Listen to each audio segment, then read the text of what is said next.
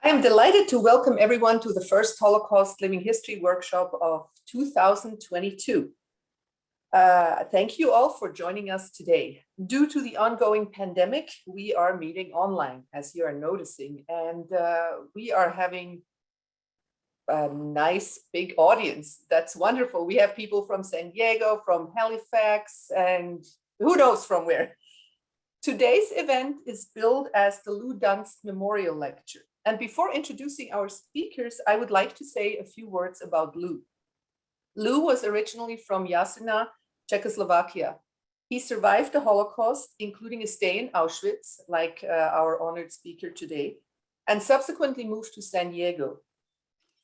Later in life, he wrote a memoir called My Bargain with God.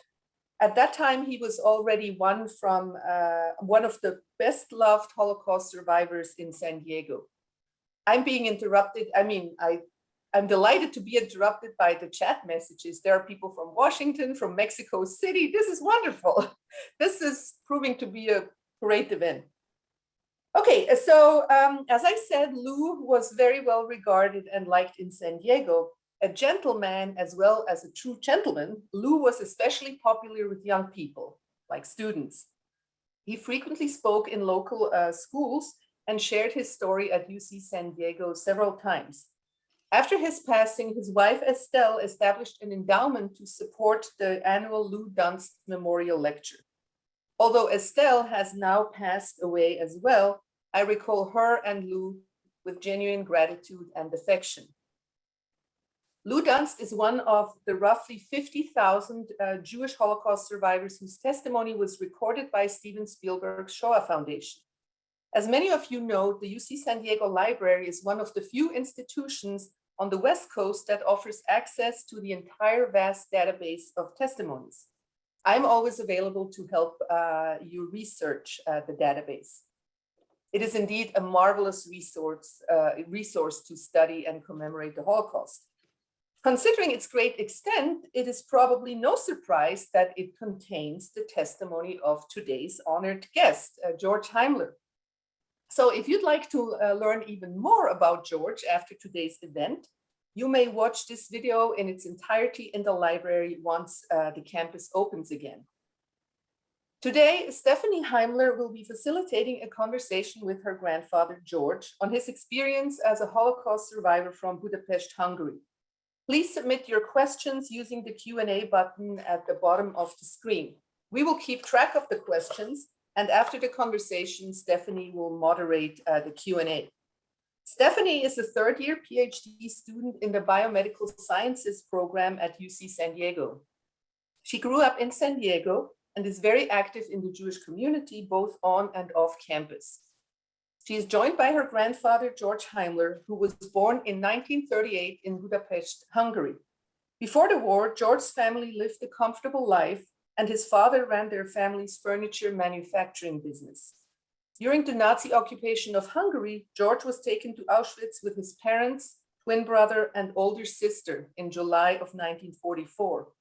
Miraculously, George, his mother, and his two siblings survived the Holocaust and were able to return to Budapest. In 1956, George and his brother escaped communist Hungary during the Hungarian Revolution and immigrated to the United States. George received a full scholarship to Harvard through a youth refugee organization and then began his career shortly after in aerospace engineering. He settled in Los Angeles, California, where he met his wife, Nancy. They have been married for 57 years and have 2 children and 3 grandchildren. He loves to play bridge and cook, and he has traveled all over the world. George has been a pillar of strength for his family, both in the United States and in Hungary, and it is a great honor to introduce him now. Stephanie and George, please. Hi, everyone. Thank you so much for that introduction, and thank you to everyone for being here today. It's not often that we have the opportunity to hear a personal testimony from a survivor of the Holocaust, and let alone someone who survived at the young age of 6. There will be parts of this that are hard to hear and that are hard to recount, but they're an important part of our family history. And so my grandpa and I are both so honored to be sharing this part of our family history with you today. And thank you so much, Grandpa, for being here and letting us hear your story. I'm happy to do it. Thanks. So today we'll be discussing my grandfather's life in Budapest, Hungary before the war, his experience in Auschwitz, and then how life in Hungary changed after the war, and eventually how he escaped Hungary during the revolution and came to America. And as Suzanne mentioned, feel free to use the Q&A function. You can put any questions in there or use the chat throughout, and we will be happy to answer them at the end. So with that, I'd like to introduce my grandpa, George Heimler. Hi, everybody. So before the war, so can you tell us what Hungary was like before the war? What was the Jewish community like in Budapest and in Hungary? And how were Jews treated before the war? Well, there was a very large Jewish community in Hungary, probably maybe 600,000-700,000 people. Most of them, of course, lived in the capital city in Budapest. Anti-Semitism has been with us for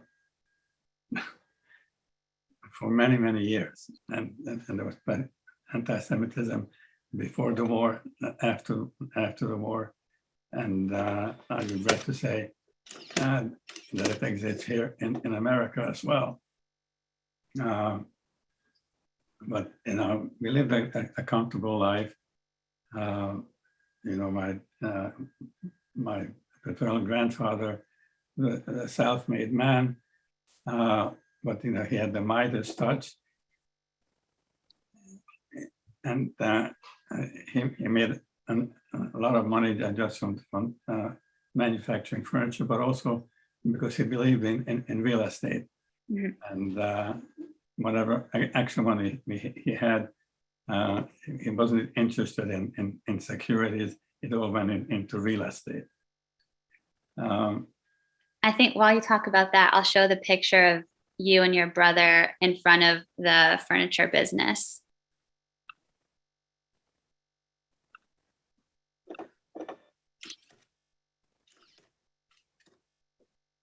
Okay, and this is my paternal grandfather.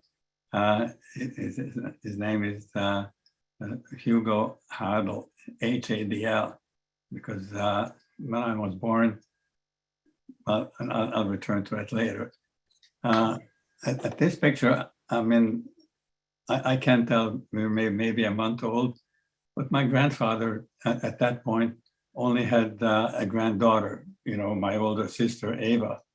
And he was so happy that finally he had grandsons to carry on the family name, that he gave the day off to everybody who worked in his factory, some 60, 80 people. He was just delighted. Mm-hmm.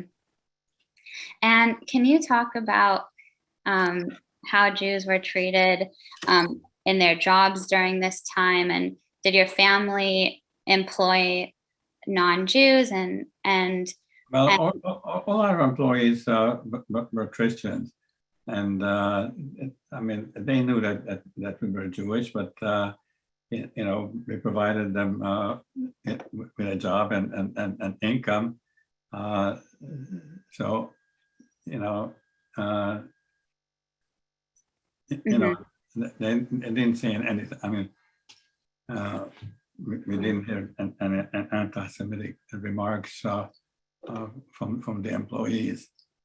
Right. And did the Nuremberg laws change any of this? And can you talk about what that was? Well, the Nuremberg laws, that was in Nazi Germany in 1935.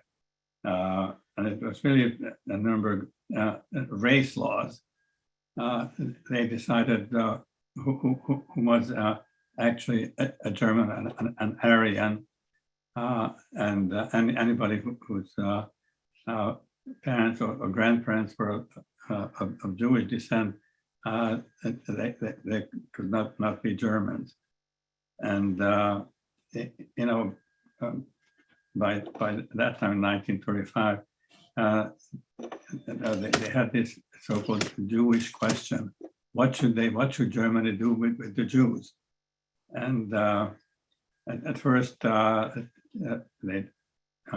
thought that maybe they would just emigrate from Germany, but they didn't. So then, instead of emigration, they decided it was going to be extermination. A couple of years later, in 1938, I was maybe 6 months old. The Kristallnacht. Mm-hmm. And can you tell about that for people who might not know what that was? Well, it took place 2 days, mostly in Berlin, but any place else in Germany. They attacked all the Jewish businesses. They broke their windows, so that it was crystal is glass. So and Kristallnacht is literally means glass at night. But they broke all the glasses, and of course, you know, they attacked the Jews, beat them or even killed them. So, Wow. and you know, Hungary knew about it, and you know, anybody who could escape at that point, I tried to escape. Mm-hmm. And then you know, Germany started the Second World War in I think September 1, 1939. Mm-hmm. Invaded Poland and then invaded most of Western Europe. Right. And I want to show a picture of your synagogue in Újpest, which is a neighborhood of Budapest in Hungary, to ask you about your synagogue and the Jewish life. And I wanted to ask, did you go to synagogue, and how religious was your family before, and was it possible to practice Judaism? Well, before the war, yes. I went to synagogue every Friday, and I actually was a bar mitzvah 71 years ago at the synagogue. So it was my twin brother. Mm-hmm. And the synagogue during the war was very heavily damaged. The windows were broken, so just heavily damaged. But it was restored, you know, much later after the war. Mm-hmm. But there are not enough Jews really to open up to synagogue every Friday. Certainly not in the winter when it's cold, because they cannot heat it. Mm-hmm. Right. And do you remember a shift in anti-Semitism before the Jews were deported? And can you talk about how the police acted towards you, and if you remember wearing the yellow star? Yeah.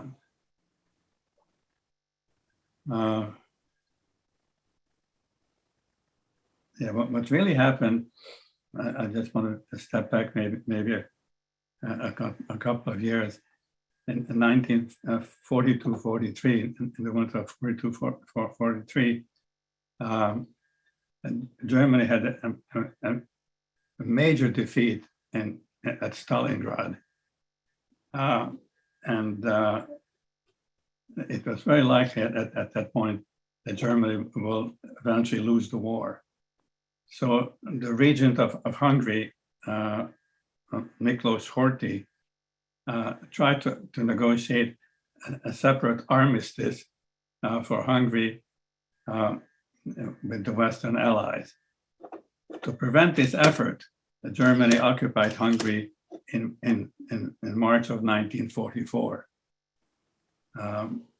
Hungary continued the war effort and helped deport Hungarian Jews. In April, so the Germans invaded Hungary in March. By April and May, the Jews were forced into ghettos. My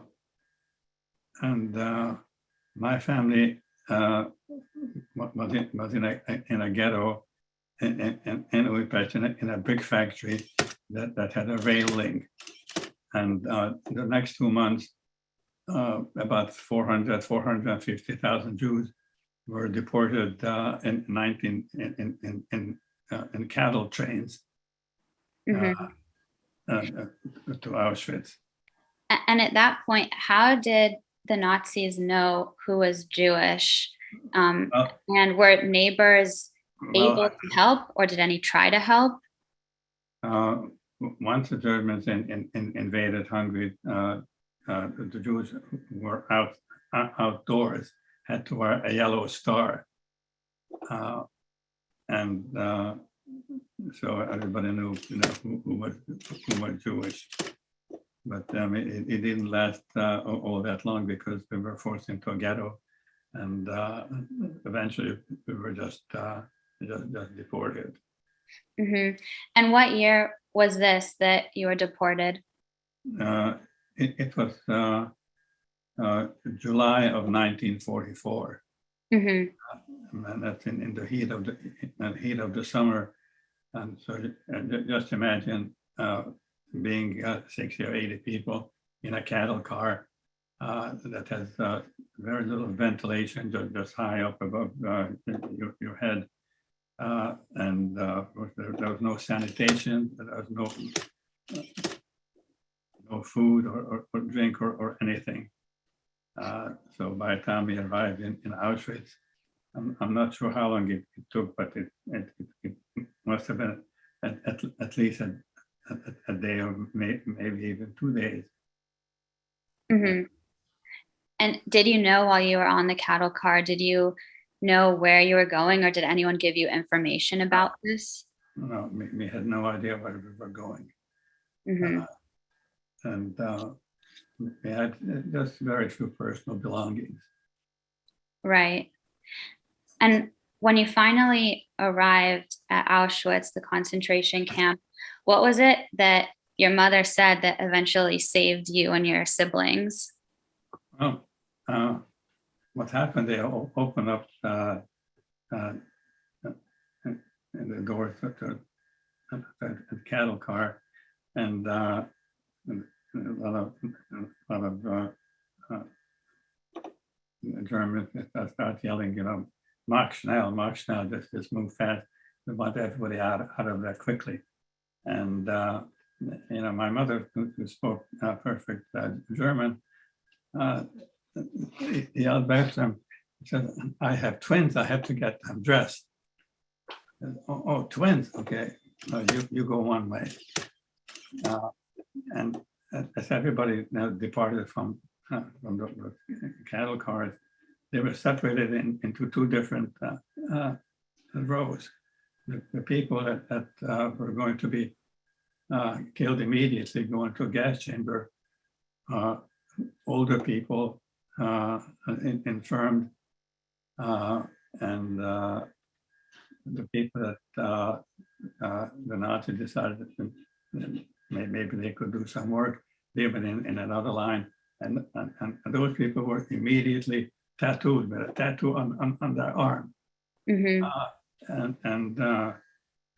To dehumanize the people, so they don't have names. They only have a number, a tattoo number.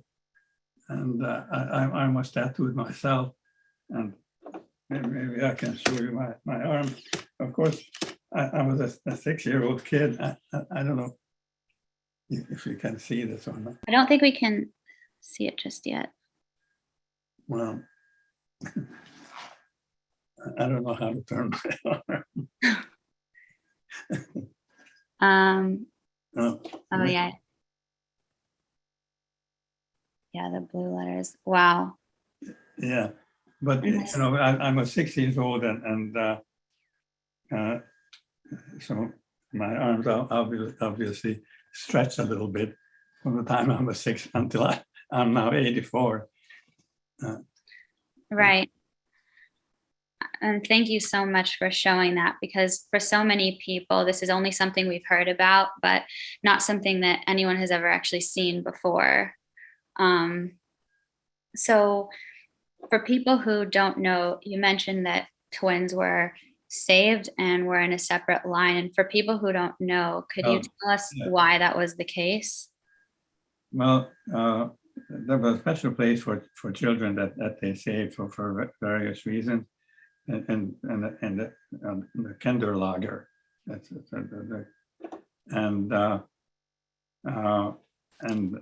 And the twins were kept separately, even in the Kinderlager, because the camp doctor, Joseph Mengele, conducted research on twins. And of course, I mean, just this awful experiment without anesthesia. Mm-hmm. And somehow my brother and I survived. And the only thing it's not that I can remember it. I was told that they took blood from me several times, but I wasn't otherwise physically harmed. Right. Right. And I mean, this was the reality for millions of children in the Holocaust, and actually 1.5 million children perished in the Holocaust. So the fact that your mother was able to say this in the beginning and give you a chance to live is really incredible, the luck that happened in that moment. So if she hadn't told that we were twins, we might have gone the other way, not to be tattooed, but to go to gas chamber. Mm-hmm. So what was a typical day like while you were there? Did you have food? Did you see other children? Well, Did you see your brother? I mean, they wanted to keep us alive for their own reason. So they fed us enough so we wouldn't die of starvation. And there were some children in the Kinderlager who had been there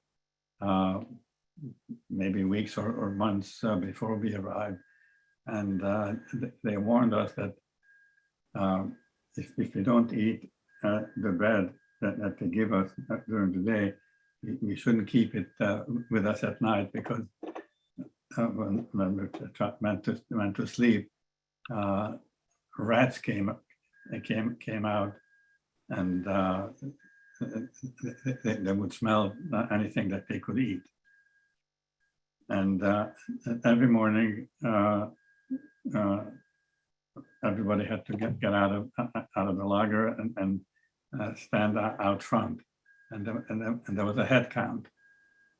They knew how many people went in at night, and they counted how many people came out, and the ones who didn't come out, obviously, perished. Mm-hmm. And just a truck came by, and just put dead people on the truck. Right. And I remember you telling me that you and your brother learned to count in German because you would hear people. Right. Because as they were throwing the cadavers one by one on the truck, my brother and I, we just counted 1, 2, 3, okay. But we were kids. I mean, we didn't know what it meant. Right. Wow. And during this time, was your sister with you, and was your mother with you? Yeah. My mother took care of the children in the Kinderlager, and my sister was with us also. Mm-hmm. Uh, And but, how long? Oh, but- sorry. But once we arrived in Auschwitz, I never saw my father again, and he died in Auschwitz of starvation. Yeah, I'm not sure how much after we arrived. Mm-hmm. How did you hear about that? Well, my mother heard from one of the survivors that came back, who saw my father, and that's how we knew. I see. So how long were you there in total? Well, from the beginning of July until July 1944 to January 1945, and the Soviet army liberated the camp. Mm-hmm. And everybody had to leave the camp, and the children were taken by the Soviet army back east. I'm not sure if it was Ukraine or Belarus, and we stayed there from January until maybe May or June of 1945, and they sent all the children back to their native countries. So we got back to Budapest. I think it's either May or June. And so just to summarize for everyone, so you were there from July of 1944 until about January of 1945, when Auschwitz was liberated by the Soviet army. And then you came to either Belarus or Ukraine, where children were being housed until they were sent back home. And I'm wondering if you can tell us how you finally became reunited with your mother and how that journey back to Budapest was. Well, somehow a few days before that train came from the Soviet Union to Budapest, I think it, I don't know if it was on the radio or maybe in a newspaper, that children were coming back. Auschwitz survivor children were coming back from the Soviet Union. So my mother came to the train station, and the three of us, my twin brother and my older sister Eva, recognized our mother, but she didn't recognize us. And we probably lost a lot of weight, and I don't know what kind of clothes we were wearing, but we just ran over to her and said, "Yeah, don't you recognize us?" And then eventually she did recognize you, and you came back to Budapest. And what was it like to be back in your home after the war and go back to school after the atrocities that you had just faced? Well, we had to get used to everything, because we started to go to our elementary school. I mean, we missed one year because I was 6 years old when we were taken to Auschwitz. So now it's a year later. And to the elementary school, but everybody knew that we were Jewish. And in elementary school, it wasn't a big problem. But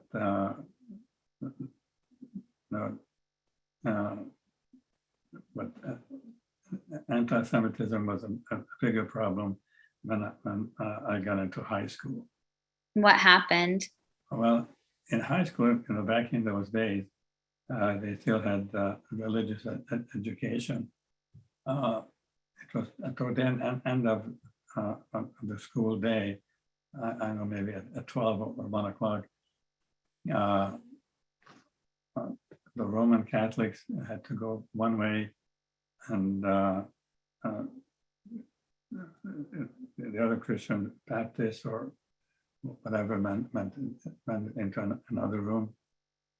And my brother and I didn't know where we should go. And so where did you go? Well, just stayed in the hallway. I mean, and there was no separate room for it. So, everybody knew we were Jewish. And there were a few bullies. And, periodically on our way home, when we walked home, they would gang up on us and beat us up a few times. Wow. And that's just because of your religion? Yeah, no other reason. Wow. Were there any other Jewish kids in your school? Yeah, there was one. That was my closest friend. Balázs Géza, what was his name? And he and I graduated from high school at the top of our class, and we both wanted to become doctors. I mean, every Jewish mother's dream is to have a son, the doctor. So he and I, both applied to medical school, and he was accepted. I wasn't, and I wasn't because my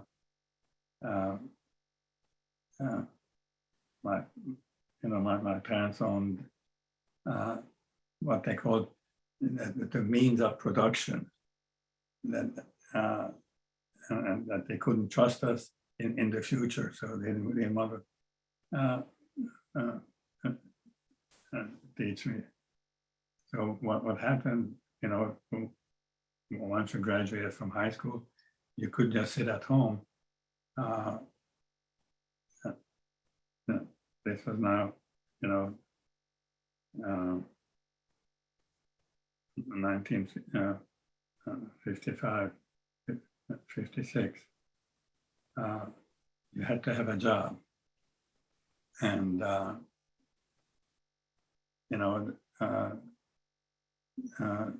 was assigned to work in a used clothing store. Right.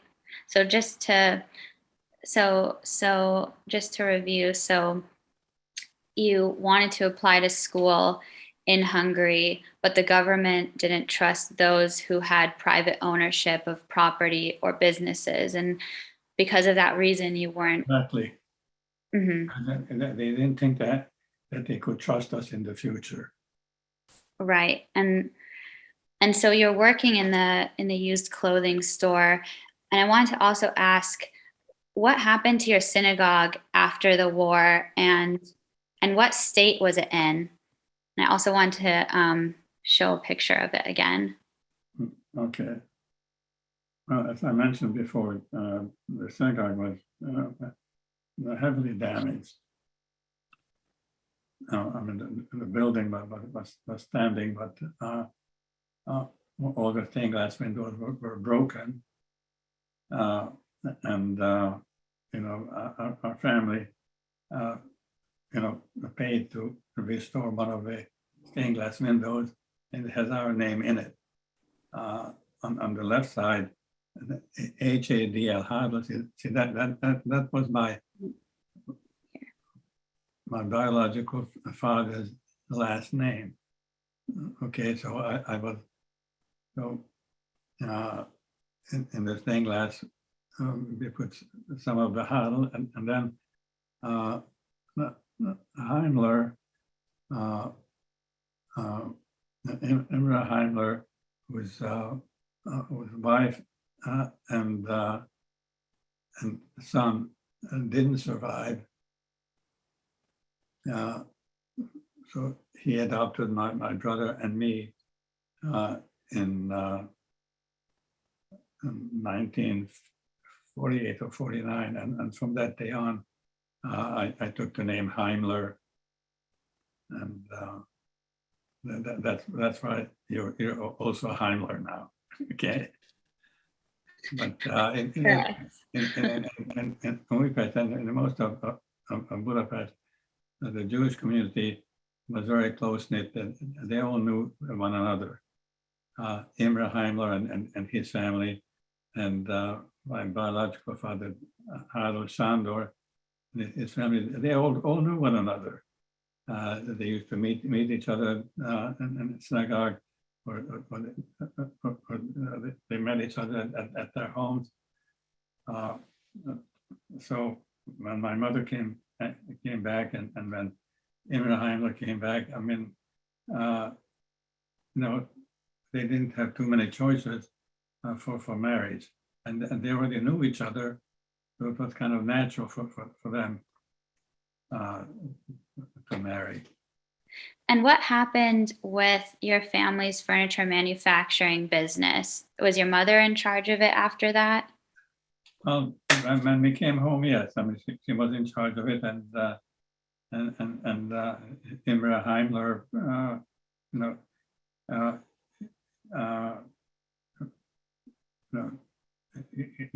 he was the two of them were in charge of it, and it kept going, and many of the people who worked for us before Auschwitz came back and worked for us again. After all, I mean, they needed a job, and they knew our factory. Right. And so we kept, so then in 1949 or 50, it became pretty much a communist country, and they confiscated everything. They confiscated our factory and confiscated all our real estate. We had big buildings in the center of Budapest and elsewhere, and everything was taken from us without any compensation. wow. But they were nice of them that they would allow us to live in our own house. Okay, and we didn't. Rent free. Yeah, yeah, right. Right. So during this time, did you notice your family become more or less religious in any way? Well, I can speak for my sister.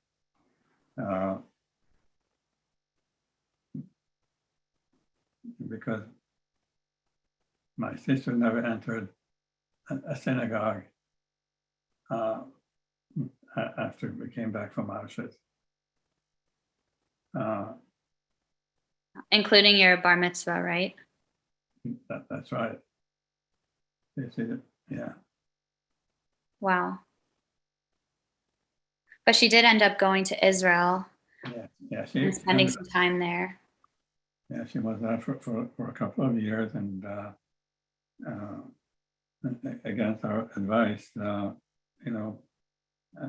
she came back to Hungary because she was missing our mother, and she just had a son. I think in November of 1950, and then just came back and arrived and just handed her infant son over to my mother. Okay, here, you take care of her now. Right.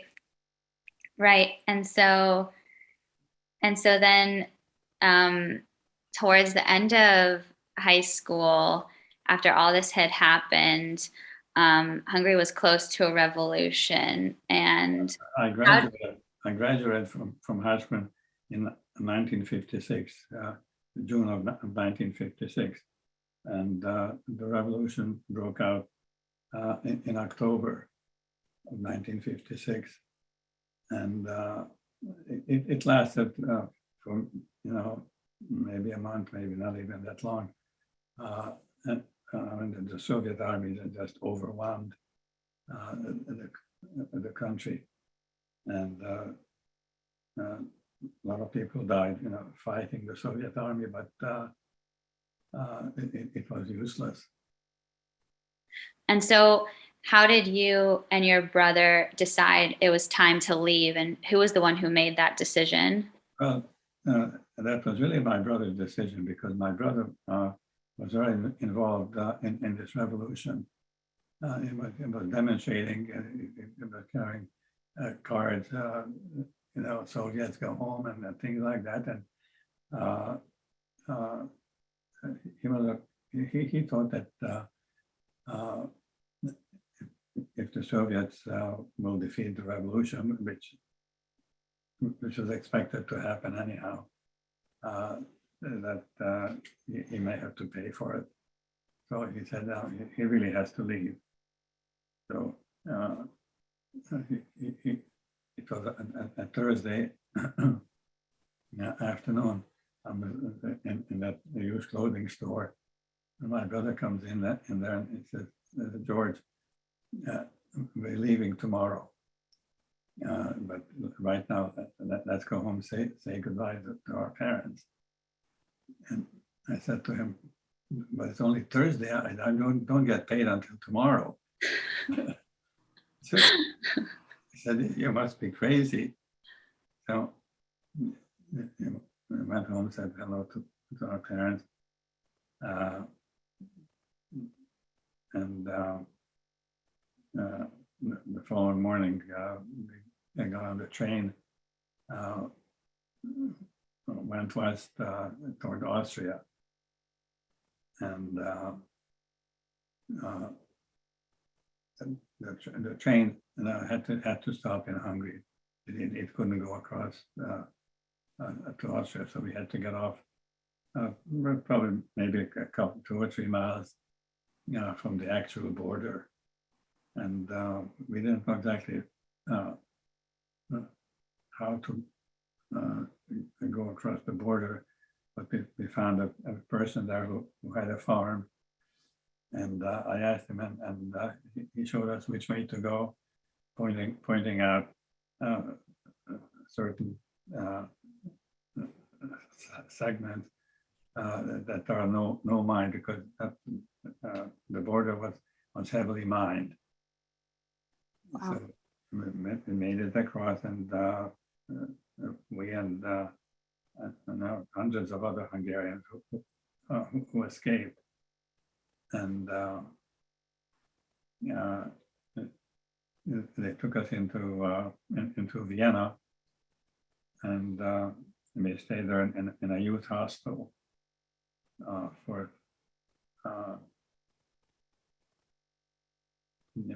maybe a month. Right. And by that time, we were able to notify our uncle in New York that we escaped, and he sent us some money. I don't know, maybe $20 or $40, and we didn't have any money before, so my brother decided he's going to spend some of that money for something that he only heard about, but he never tasted. You know what that was? Coca-Cola. Right. So just to summarize for everyone, that in 1956, during the revolution, one of the borders on the west was not secure. So you were able to go partially by train, partially on foot into Vienna, where you only had the clothes on your back. I remember you said you had a report card in your backpack and some food that your mother gave you. And you had to pay a farmer who knew the land to find out what land was not mined so you could cross by foot to the other side. Yeah, exactly. Wow. Yeah, that's how that was. And once you got to the other side, can you also tell us who was with you on the journey? I know it was you and your brother and someone else. Well, it was my brother-in-law. My sister was, my sister met him in Israel. And but when they came back to Budapest, somehow love went out of that marriage. So when I told my sister that we're leaving, she said, "Why don't you take my husband with you?" So you, Paul, your twin brother, and your sister's husband were all together on this journey. Right. Right. And after you got to Austria and you connected with your uncle who was in America, how did you make it there? And what did you do once you finally arrived in America?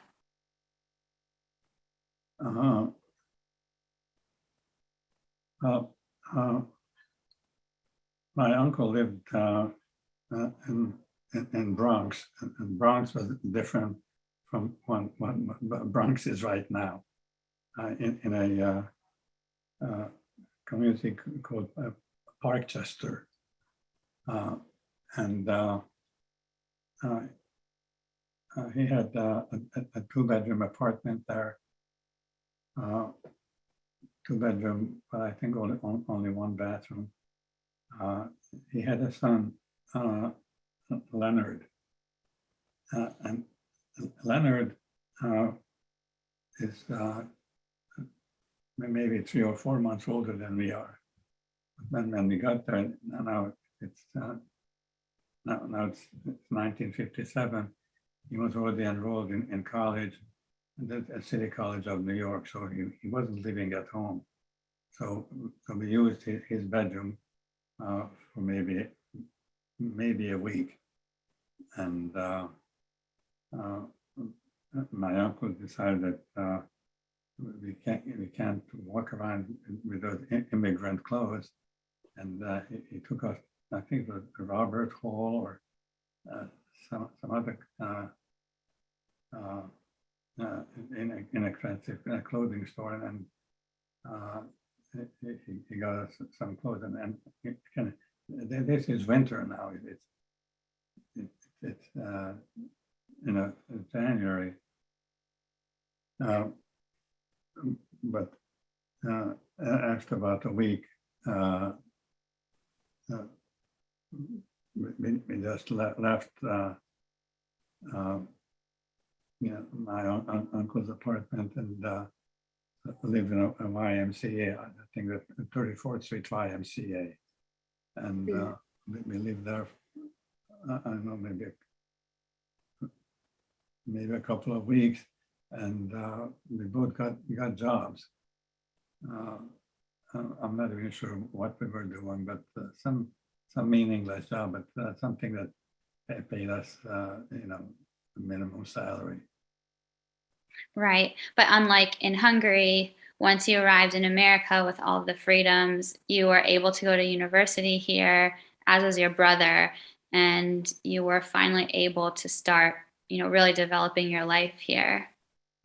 And so once you were in the US and, starting this new life, and after everything you've been through, I wanted to ask, what advice do you have for the Jewish people and for younger generations? And how can we best remember your story and what you and so many millions of other Jewish people have had to go through?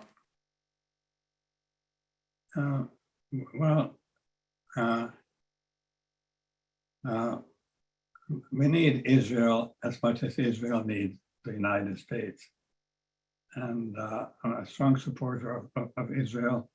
I contribute periodically to AIPAC, that's American Israel Public Affairs Committee, also to Birthright Foundation. You know what that is? Birthright? The Birthright Foundation. Do you want to tell everyone what Birthright is? Jewish children up to the age of maybe 20 or 22 have never been to Israel. They get a free trip to Israel for 1 week or 10 days. You know, I'm not an American citizen, but I love Israel. And come what may, if you have to go somewhere, should it come to that we have to leave the United States, we can always go to Israel. Mm-hmm. Right. And I know you've also mentioned how important it is to fight anti-Semitism and to be able to stick up for one another. Yeah, you have to speak up. You can't remain silent, and I don't want anybody to silence me. Mm-hmm. Right. And that's my advice to everybody else too. Mm-hmm. Right. And I mean, just to wrap up, I think, you know, so many people are so thankful to hear your story today, because not many people have this opportunity to hear from someone who's survived what you did, and to hear your opinion on how we can move forward and how we can be there for one another, how we can support Israel. And I just wanted to thank you for being such an inspiration and for sharing your story with everyone. And I know how difficult it is to retell these events, but I want to say to everyone that my grandpa and I have done this twice together, and this is actually only the second time that he's publicly shared his story. So I wanted to thank the Holocaust Living History Workshop for giving us this platform to share his experience. And also a shout out to Hillel at UC San Diego for helping us fight anti-Semitism on campus and around San Diego. And most importantly, thank you so much, Grandpa, for sharing everything you did today. And your story really is so amazing. Well, I'm happy to do it, because it's one thing to read about the Holocaust in a book, and it's another thing to hear it from someone who actually went through it.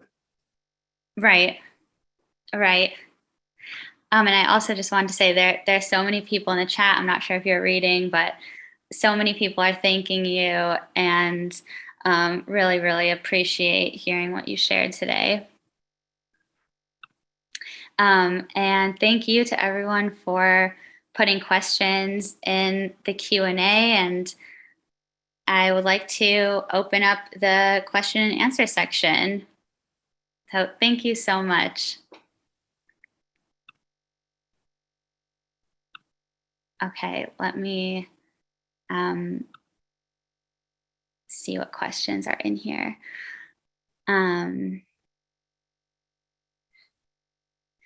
Okay, so a question from Bobby.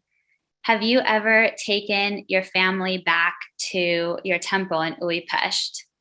Yes, I have. In fact, you, Stephanie, were there with me.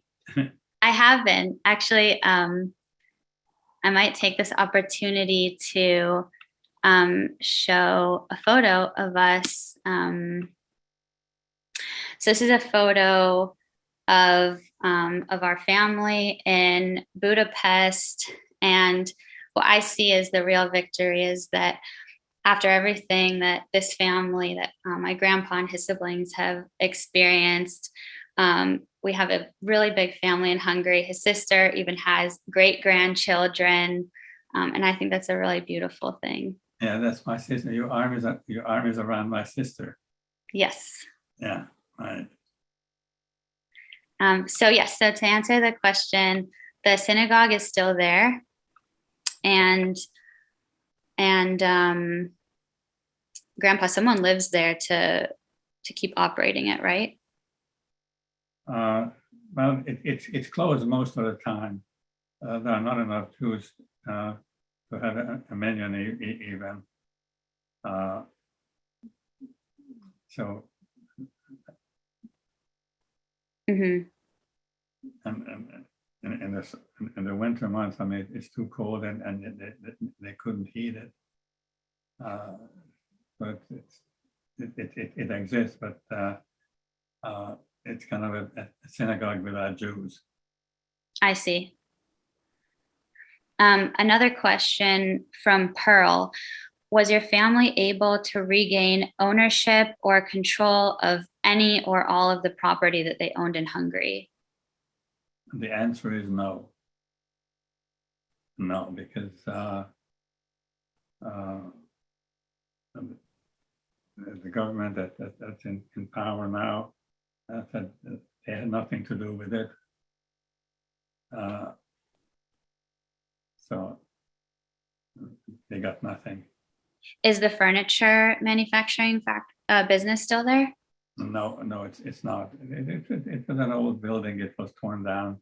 There's a 10 or 12 story apartment building that was erected on that same spot. Mm-hmm. Mm-hmm. Romana asked, have you ever experienced anti-Semitism in the United States?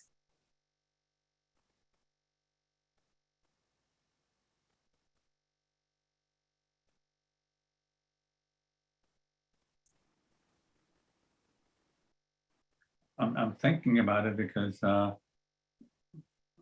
when I was at Harvard, you know, a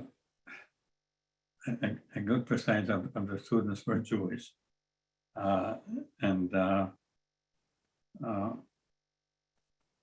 then when I came to California and lived in Beverly Hills, and most of my adult life now, that also is predominantly Jewish. So I can't recall any anti-Semitic remarks. I would have remembered it if it had happened. Mm-hmm. But that's probably only because of where I live. I mean, if I were in Okefenokee, it might be different. I can say I've experienced anti-Semitism here. I mean, I think there have been a lot of things that have happened, which is why it's important to share these experiences and be aware that these things are still happening, and that we need to educate people not only on tolerance and acceptance, but that, you know, these things really do happen. I think anti-Semitism is going to be much longer than Omicron. Sherry is asking, did your sister ever consider coming to the United States with you and your brother Paul?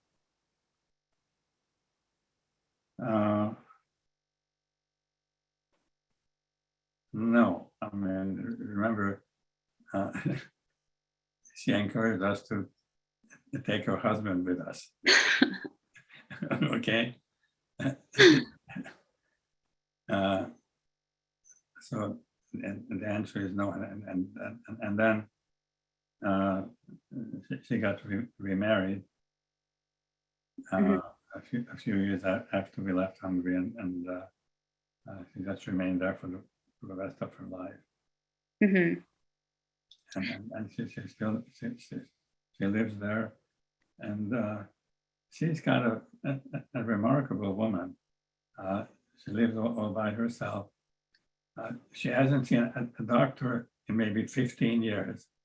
She takes zero medication, nothing. and just eat just regular food. Mhm. And she used to swim every day too. Oh yes, until maybe 5 years ago, and she used to go to a public swimming pool, winter or summer.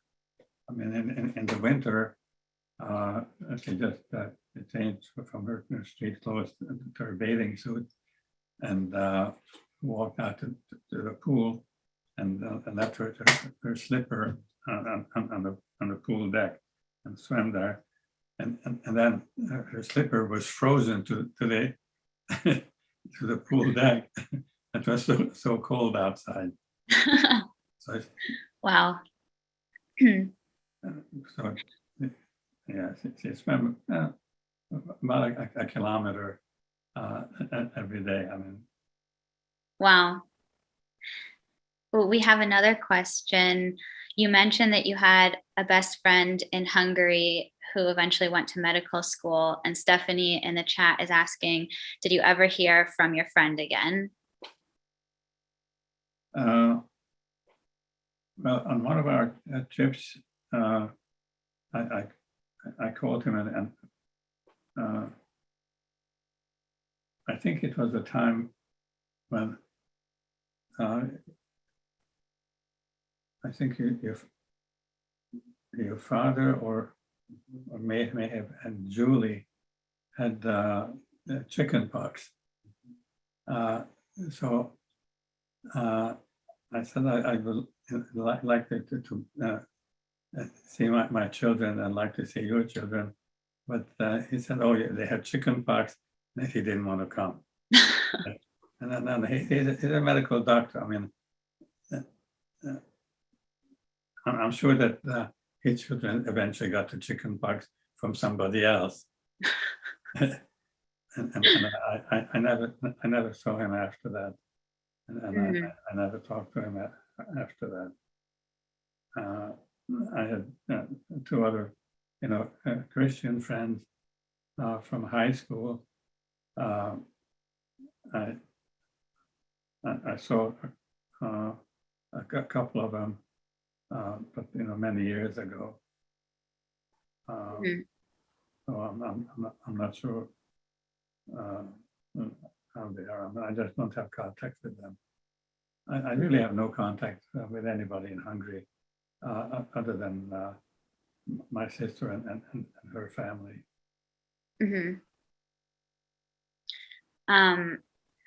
Maria is asking, do you have a sense of what the American presence in Hungary was like after the war?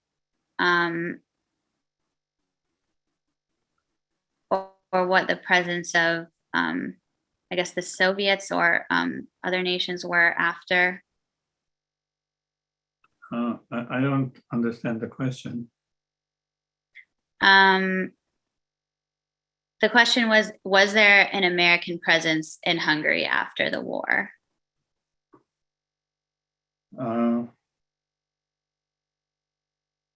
No. I mean, yes, I mean, there was an American embassy in Budapest, yes.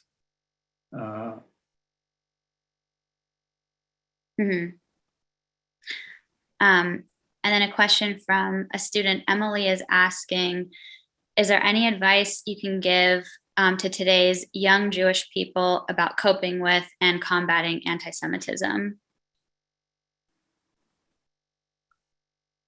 I mean, face it head on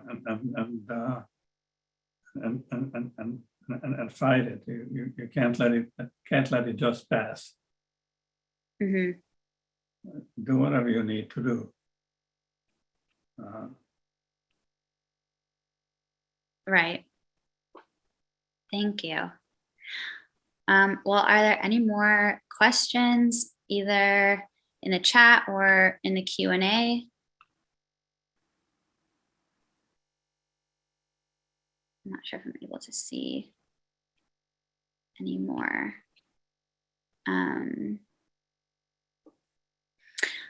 Okay, so I just wanted to wrap up and thank everyone again for coming. And Grandpa, thank you so much for sharing everything. And I want to invite Suzanne back as well to give some closing remarks.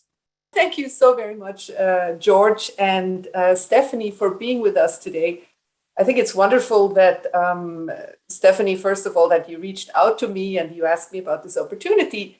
And even more that, George, you were willing to share your painful past for the second time with an audience, and it was our audience. What a wonderful way to open the new year with your talk. So I would also like to thank everybody in the audience, near and far, who took the time to be here with us.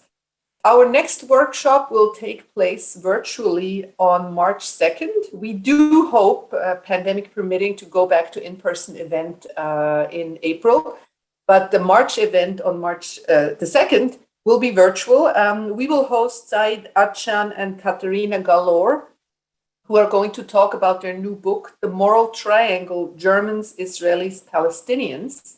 The event will be introduced by DAAD visiting professor Jörg Neuheiser, with UC San Diego professor of history Frank Bies providing comments from a German angle. Please look for the announcement and registration information in your email. Thank you again, George. Thank you, Stephanie, and everybody for being here. Have a good night. Happy to do it. Okay, good night, everybody.